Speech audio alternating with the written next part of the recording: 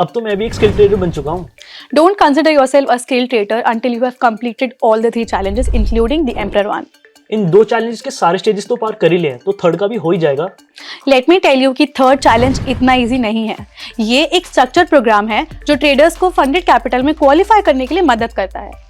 तो थर्ड वाले स्टेज में कितना प्रॉफिट अर्न करना होता है? इसमें आपको मिनिमम 8% प्रॉफिट अर्न करना होता है, और वो भी मिनिमम 3 प्रॉफिटेबल डेज के लिए, ताकि आप अलग अलग मार्केट्स में अपनी कंसिस्टेंसी प्रूव कर सको। और कंसिस्टेंसी प्रूव करने के बाद जब आप फर्स्ट फेज क्लियर कर लेते हैं तो आप सेकंड फेज में एंटर हो जाते हैं, जहां पर आपको सिर्फ 5% प्रॉफिट कमाना होता है। इसके बाद आता है थर्ड फेज, जहां पर आपको फिर से 5% प्रॉफिट कमाना होता है। अच्छा, तो ये 3 फेजेस काफी सिमिलर है। वो इसलिए ताकि आपका डिसिप्लिन एंड कंसिस्टेंसी बनी रहे। मैं तो काफी डिसिप्लिन्ड हूँ। हाँ, वो तो ठीक है, मगर रियल लाइफ में डिसिप्लिन होना और ट्रेडिंग में डिसिप्लिन होना ये 2 अलग अलग चीजें हैं। बट वो कैसे? ट्रेडिंग में डिसिप्लिन होना मतलब making and sticking to a trading plan. अच्छा मैम, ये बताओ इसमें क्या क्या रिस्क है? इस चैलेंज के दौरान स्ट्रिक्ट रिस्क मैनेजमेंट पॉलिसीज हैं, जिसमें डेली लॉस लिमिट 5% और ओवरऑल मैक्स लॉस लिमिट 10% होता है। बट ये रूल्स बनाए किस लिए है? ये रूल्स रिस्पॉन्सिबल ट्रेडिंग और आपके कैपिटल को प्रोटेक्ट करने के लिए बनाए गए हैं। तो इस स्टेज की कोई टाइम लिमिट है या ये भी बाकी दोनों की तरह है?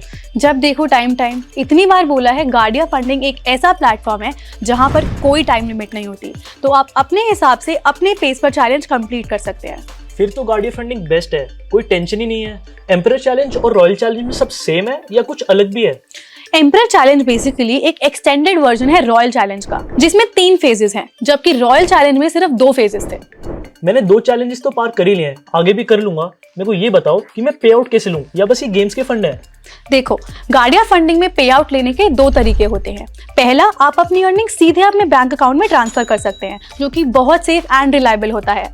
बट मैंने सुना था इसमें क्रिप्टोज भी है। हाँ, पूरा तो सुनो। अगर आप क्रिप्टो करेंसीज पसंद करते हो तो आप पॉपुलर डिजिटल करेंसीज में भी अपने पे आउट ले सकते हो, जो कि बहुत सेफ एंड रिलायबल है। ये दोनों ऑप्शंस आपको फ्लेक्सिबिलिटी देते हैं ताकि आप अपने कन्वीनियंस के हिसाब से चूज कर सकें। बट अगर हम क्रिप्टोज को यूज करेंगे तो कहीं हमसे कमीशन तो चार्ज नहीं कर लेंगे? Crypto currencies like bitcoin and Ethereum को ट्रेड करते वक्त कोई भी कमीशन फी नहीं लगती है, तो आपका पूरा फोकस सिर्फ ट्रेडिंग पे रहता है। और इसका बेस्ट पार्ट ये है कि ये आपके ट्रेडिंग एक्सपेंसेस को भी मिनिमाइज करने में मदद करता है, ताकि आपका पूरा फोकस सिर्फ और सिर्फ ट्रेडिंग पे रहे। तो आप भी टेंशन लेना बंद करें और अपनी ट्रेडिंग जर्नी पे फोकस करें with Gardia funding. And stay tuned for next episode, because हम अपने सब्सक्राइबर्स के लिए कुछ बहुत एक्साइटिंग लेके आ रहे हैं।